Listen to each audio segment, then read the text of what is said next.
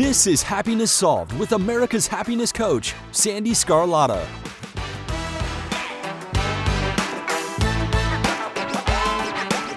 Hello, everyone, and welcome to today's episode. I am so happy you're here. So before I introduce today's guest, I want to share with you my 5 tips to stop abandoning your goals. Here we are, January 2022. It's always the time of year where a lot of people decide they're going to lose weight, get in shape, and they set their New Year's resolutions. But did you know that studies show that by mid-February, 80% of people give up on those goals? That number is astounding. So I want to share these tips with you. And by the way, if you're listening to this later in the year, just know that you don't have to, set your goals in January. You can set goals anytime during the year, and I encourage you to do so. So my first tip is to make sure that you have a detailed plan. I like to use the acronym SMART. So you want to make sure your goals are specific, measurable, achievable, realistic, and timely. That is so, so important. So make sure you have that detailed plan. Second is get an accountability partner, especially if you are somebody that needs to be held accountable. Most of us do. We're all human. It's okay if you need to be held accountable. Find somebody that you can trust and is going to call you out and be like, hey, you didn't check in with me today. What's going on? So make sure you get that accountability partner. Third is attach your emotions to the goal. This is so important because the way that you manifest anything into your reality is the feeling that you want, the feeling that it brings. So I encourage everyone, and again, you can do this anytime throughout the year, is write yourself a letter. And write the letter to your future self and date it 1 year from today. And write the letter to yourself stating all of the amazing things that you accomplished, but more importantly, how amazing it felt. That is the key. It's the feelings that help you to achieve your goals. The feelings is what brings things into reality for you.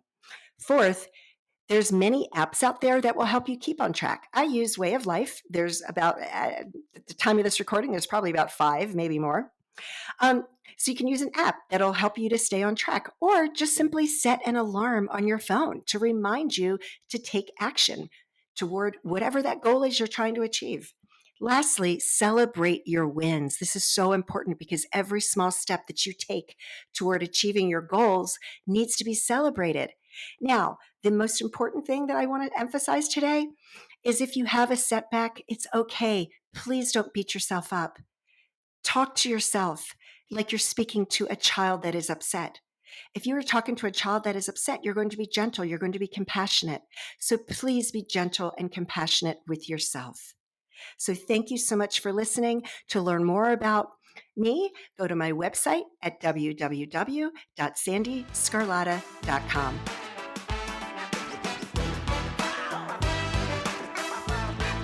Today's guest is Ellie Shefi. Ellie has overcome a lifetime of adversity, including abuse, domestic violence, homelessness, cancer, and a myriad of other health issues that have she had to fight for her life for over 2 decades. She has mastered mindset, resiliency, and resourcefulness, and has dedicated her life to the empowerment of others. Today, she is a high-profile attorney and entrepreneur, implementation strategist, life and business coach, keynote speaker, and an award-winning author. During 2020, she wrote and published 5 books. Let me tell you, folks, this is by far the most profound interview I have done thus far. Stay tuned. You don't want to miss this one.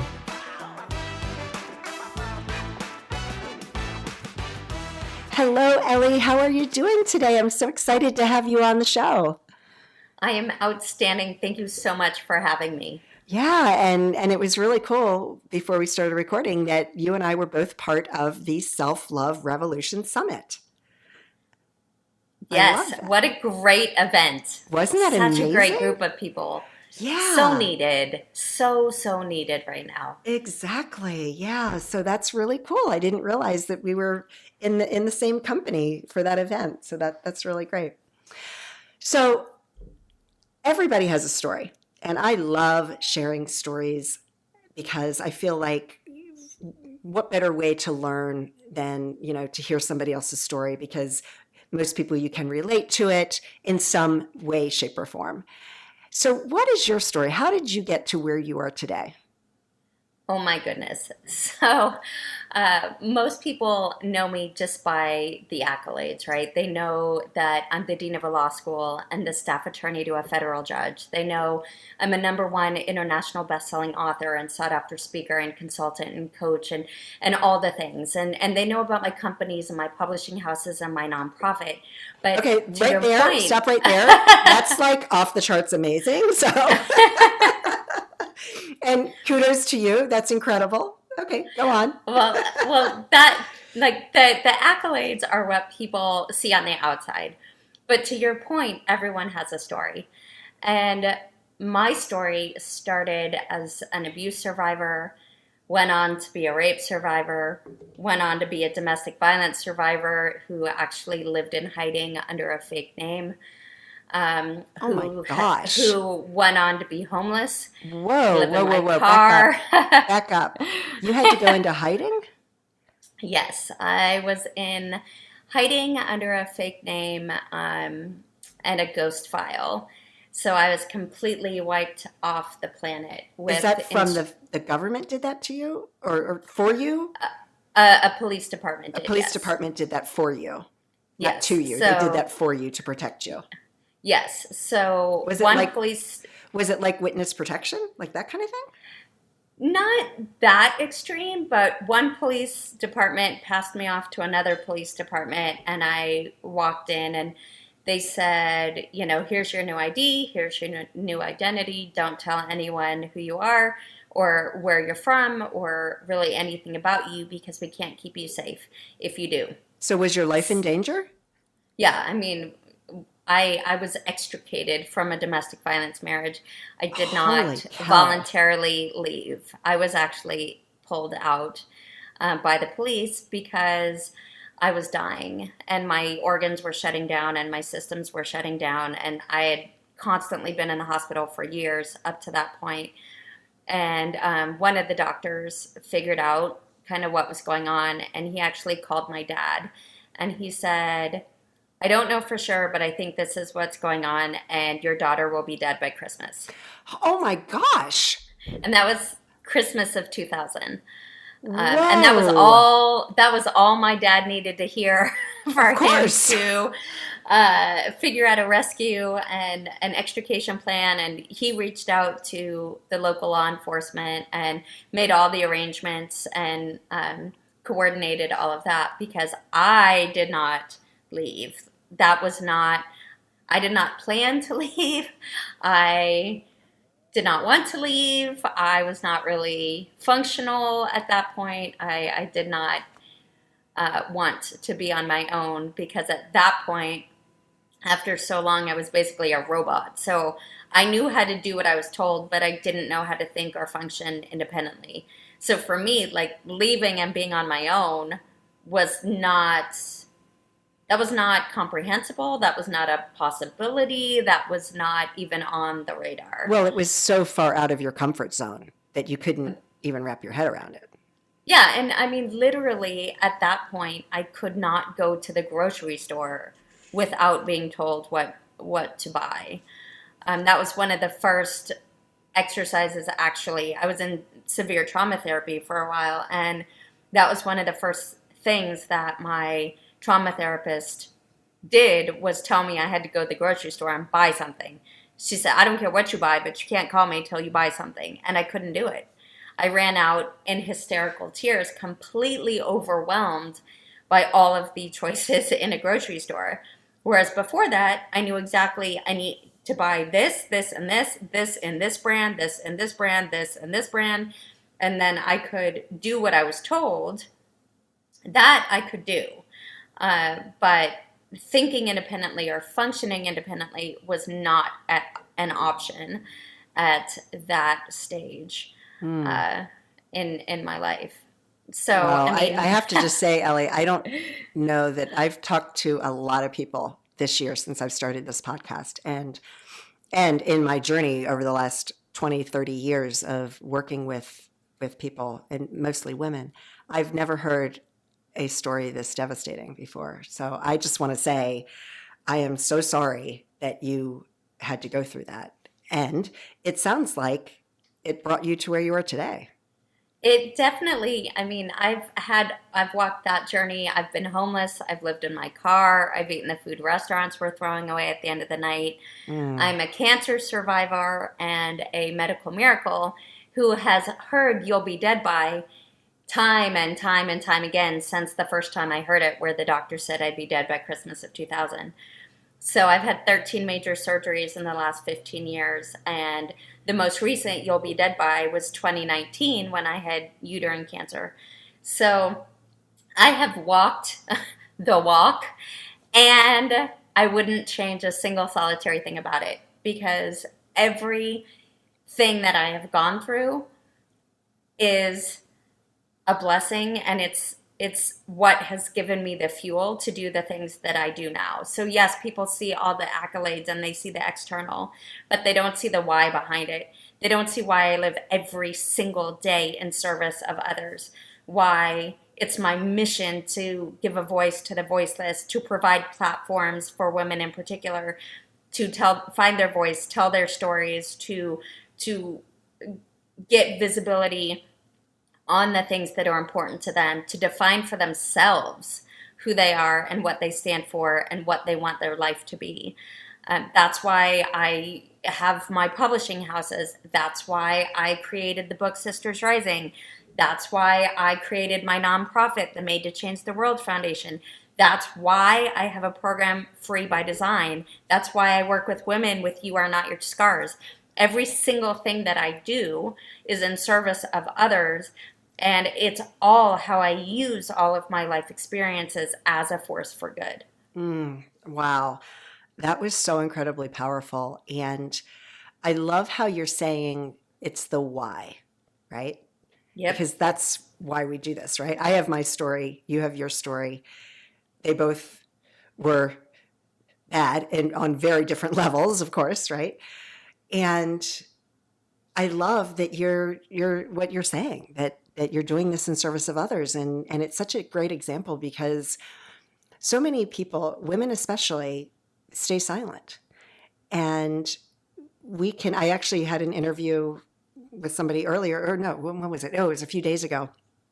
And what she was really, pushing is like, when you own your truth, share it with somebody else, share your story, because that's how we're going to heal, right? One woman at a time, is to share it with another woman, because, we've all been through something, and most women don't talk about it.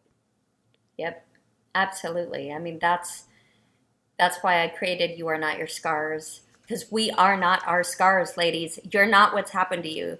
You're not what somebody said to you. You're not what somebody did to you. You're not what your parents said. You're not those stupid little voices that we have in our head that tell us, oh, we're not pretty enough, we're not smart enough, we're not worthy, we're not loved. All that nonsense. We're none of that.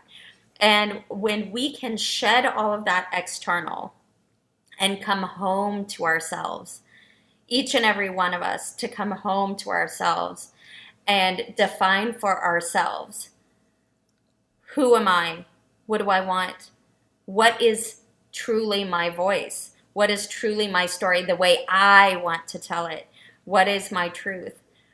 And then to share it, not only to heal yourself, but how many of us, women in particular, have felt unseen or unheard or unvalued, or we've been cast aside, or we play on the sidelines, or we stay silent because we don't want to rock the boat, or we don't want to upset somebody, or we don't want to disappoint somebody. And there's such a power when you can shed that and align and come home to yourself and claim who you are and claim your life and claim your destiny, and then show up in the world fully aligned as you, the you that you define yourself as. And when you show up as you, someone in the world is waiting for you to show up as you. Someone in the world is waiting for you to share your message and shine your light, because when you do that, they feel seen, they feel heard, they are not alone. Yes, exactly. Oh my gosh. This is amazing. All right, let's shift gears and talk about your books. So, how many books have you written at this point? I did five You have five books. Okay. in Of course you do.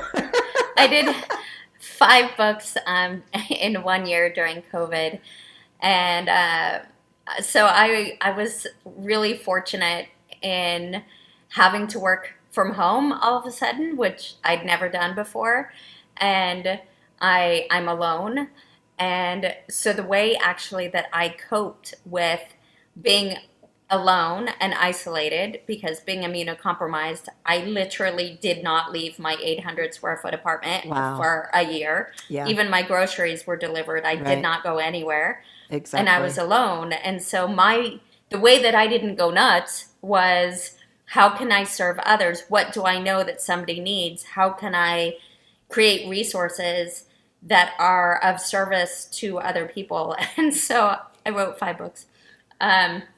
And got them out into the world, and was really blessed that several of them became international #1 bestsellers. And then Wow. I was inducted into the National Academy of Bestselling Authors, and I received a Quilly Award. Oh my which gosh. is, yeah, it's the writer's version of an Emmy, so that was amazing. And Holy it all moly. just happened from, what do I know that can be of service, and how can I help? Well, it sounds like, not to get too woo-woo here, but it sounds like you really kind of channeled into your like higher self, if you will. Absolutely. Absolutely. And was able to just generate them. So which books were international bestsellers? So the first international bestseller was Women Who Shine, and I love that so much. It is a book compilation showcasing some really, really amazing stories of women who are shining their light into the world, and who have overcome a lot of different things, and not only shining their light, but in a way that can be of service, in a way that can really help not only inspire, but empower and equip the readers with actionable tools and strategies that you can implement to help you shine your light, and to help you navigate whatever darkness you're going through. Love it. So that was amazing. And then also I did a book with Jack Canfield called Successonomics. And in that one, I was able to, it focuses on redefining success. And in that one, I shared my 3 keys to success, which are your mindset, your story, and your why. So definitely a different definition of success. To me, success isn't the money in the bank. It's Right. when you're living fully aligned in your purpose Yes. as you, and then really leaning into that. Such amazing stuff. We are going to take a quick break from today's interview because I am so excited to tell you about a new program that I've just rolled out. It includes 2 group coaching calls each month to help you create the lasting happiness you so desire. It's only a $50 a month investment in yourself, and you are worth it. So visit www.sandeesgarlata.com/courses to sign up. I hope you enjoy the rest of today's interview.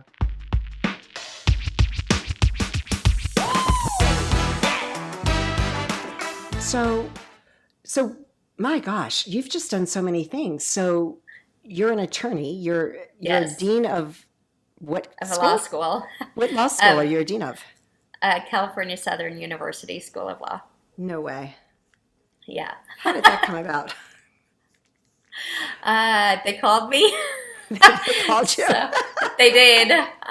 So I've been the staff attorney to a federal judge for 20 years, and I've been really happy being behind the scenes. I am still currently doing that job. So my legal focus has always been civil rights, human rights, constitutional rights, prison conditions, that kind of thing. So all of your different forms of discrimination, and all of your constitutional rights. So Nice. that has been my passion. And that feeds in and aligns with my nonprofit, with the Made to Change the World Foundation, which is youth life skills, youth entrepreneurship, and youth advocacy. So it all, it's all been a full circle journey, but I was just content to work behind the scenes. And then in 2019, when I got the cancer diagnosis and went through that journey, my last surgery was May of 2019, and I actually got the call from the law school the next month in June of 2019 asking if I would come be the dean. And so I continue to do both while I run my 3 companies, 2 publishing houses, and a nonprofit, and write books and coach and speak and train and do all the things. And I love it. Oh my gosh. Well, because when you're living a life in service of others, it's not a job. It's not a job. I love it so much. Exactly. Every single thing I love. Yeah. Yeah. Oh my gosh. It just warms my heart. Oh my goodness. Wow. Wow. Wow. Happiness is a choice. Purpose is a choice. Alignment is a choice. And it's a choice that we have no matter where we've come from, no matter what our status is, no matter what our education is. And it's the most amazing thing because in each and every moment, we have a new choice. Yes. I second that. Yes, absolutely. So I have to imagine that with everything you've been through, and I know you said you were doing trauma therapy and everything, what is the best advice that you can give someone who is in a situation that's not healthy for them, that's not serving them? Like, what is the best advice that you received that you hold on to? Is there any sort of affirmation or mantra or something that you hold on to and think about on a daily basis? Yes, my North Star, I was 10 years old and I caught a late night infomercial of Tony Robbins. Oh, Tony And Robbins. He comes yes. up so frequently on my podcast that I'm like, Yes. okay, one of these days I'm going to be interviewing him because I talk about him all the time on my podcast. Like so many guests that I have, they always bring up Tony Robbins. Yes. So I was a 10-year-old child being abused in a really not great life situation. And somehow I saw one of his late night infomercials. And in it, he said, change your story, change your life. And that has been my North Star. No matter what has happened to me, whether it's been hospitalizations or surgery or, living in hiding or living in my car, it didn't matter. I always knew that I was in complete control of the story I told myself about that situation. And so I learned as that child to find the good in the situation, to find the meaning in the situation, to find the lesson in the situation, and then to figure out how I could use that in service of others.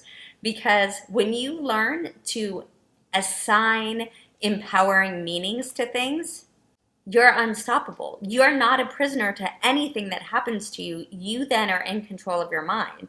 And your thoughts control your feelings, your feelings control your actions control your results. I'm sure, we've all heard that time and time again. Well, but and it it's controls so your reality. Incredibly true. Yes. It becomes your reality. Absolutely. Yeah. Our thoughts, the meaning we assign ourselves, the story we tell ourselves about a situation is more powerful than the situation itself. And we see that every day when someone says, how are you? And you say, oh, I'm so tired. And then you feel more tired. The words coming out of your mouth create a physiological reaction then that becomes your reality. So training ourselves to master our language, to master our thoughts, allows us to control the physiology, to control the focus, to control the actions, to control the outcome. And so that singular thing that I heard on that infomercial literally has been my North Star. And no matter what's going on, I know that I get to choose the language I use when I'm talking about a situation. I get to choose the meaning I ascribe to the language, the event, the circumstance, the situation. I get to choose the perspective I hold about it, and I get to choose whether I use those meanings and perspectives in service of others. Because the fastest way to get out of a downward spiral is to serve others. The second fastest way is to find something to be grateful for. And Yes. people say all the time, oh, well, how, when the walls are caving in, or when they hear my story, how could you have been grateful? I am so grateful that Taco Bell and Kentucky Fried Chicken had extra that they were throwing away at the end of the night that I could eat. I am so Wow. grateful that my nerves are connected, that my synapses fire, that I can feel pain in every single cell in my body, because somebody who's paralyzed would give anything to feel the pain that I feel. Right. Every single thing. We can be grateful that we have nerves that fire, that we have synapses that fire. We can be grateful that there's a roof over our head, whether that roof is your car, whether that roof is cardboard, whether that roof is wood, it doesn't matter. We can be grateful that there is a roof over our head, that we have something to eat, whether I dug it out of a trash can or I got it from Kentucky Fried Chicken at the end of the night when they were throwing away. It's still something to eat. I still didn't go hungry, and for that, I am grateful.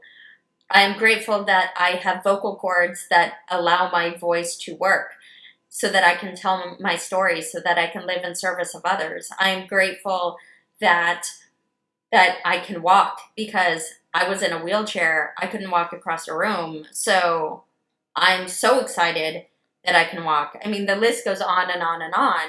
So the fastest, easiest tool that somebody can have is, if they're feeling overwhelmed or feeling like the walls are caving in or going down the rabbit hole, is pull out a piece of paper and look around and start making a list of every single thing you can think of to be grateful for. Be grateful for the heart that is beating you without you having to do anything. Be grateful for the lungs that are breathing you, that you don't have to do anything. Be grateful for the brain that is telling your heart and telling your lungs to operate. Be grateful that you could open your eyes that day. I mean, be grateful that you can feel something on your skin. I mean, there's so many things that we can be grateful for, and it's a practice. It's something Exactly. we train ourselves to do. And That's once so you true. do that, it reframes your focus, right? And then you can start to feel grateful. It doesn't matter if when you're first implementing this practice, you don't feel grateful. That's okay. It's a practice. Look around, write it down. And then once you've written it down, read that list out loud. And that's so important, because you're engaging all of your senses. You're engaging your physiology. When you're reading it out loud, you're speaking it, you're hearing it, your eyeballs are reading it. You're creating a sensory experience of it that is so much more powerful than just scanning the page. Oh my gosh, Ellie, this is amazing, amazing, amazing, amazing. And we could literally go on for hours on this podcast episode.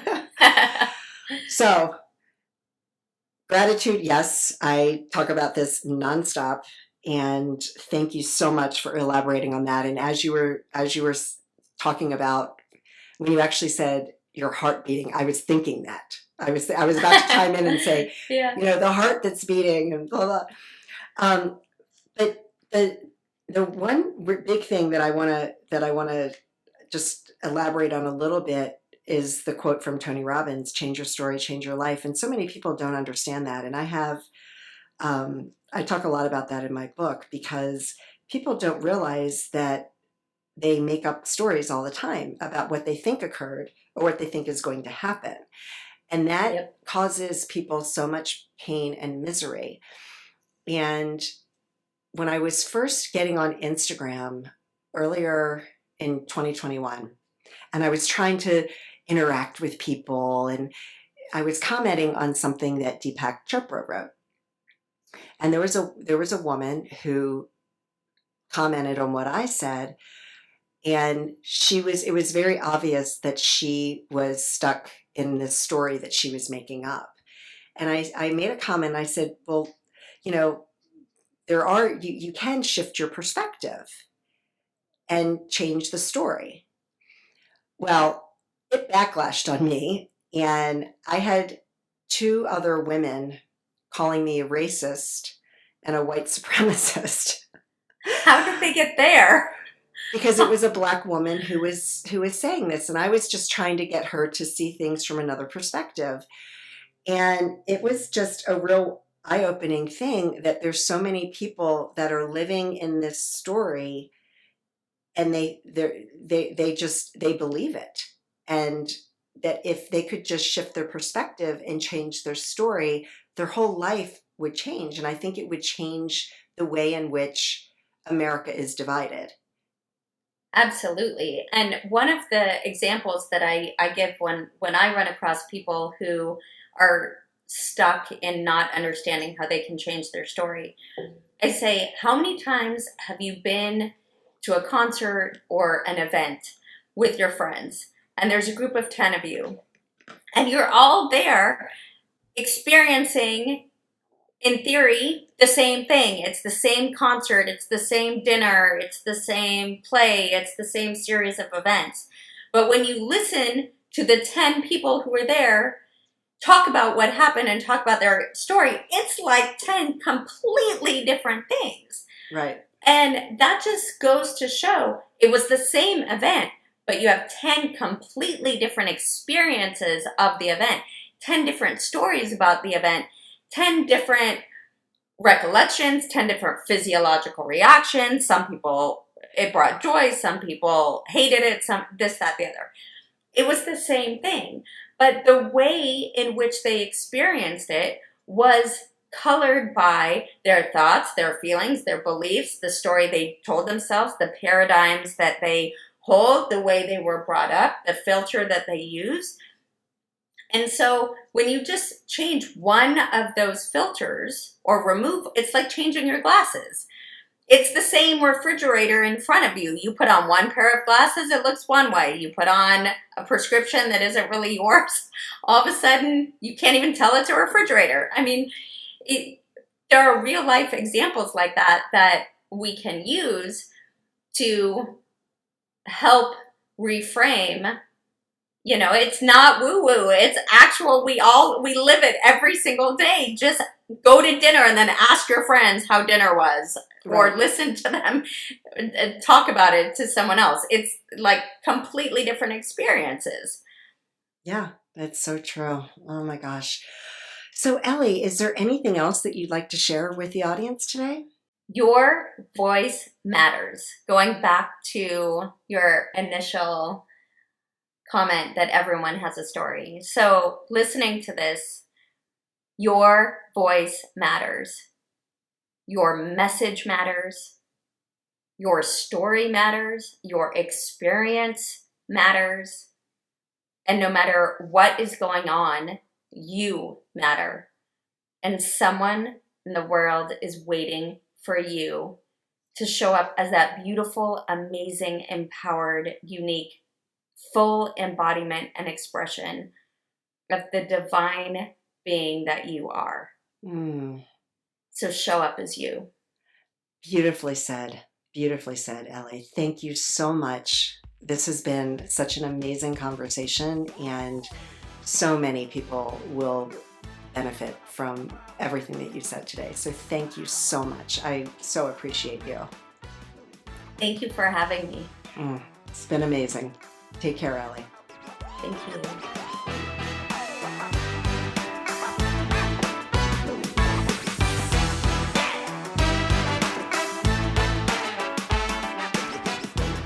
So when I said that this was one of the most profound interviews I have had so far, that was an understatement. This was amazing. And I hope that you, the listener, will be able to take 1, 2, 3, 4, 5 amazing golden nuggets that Ellie talked about and apply to your life right away.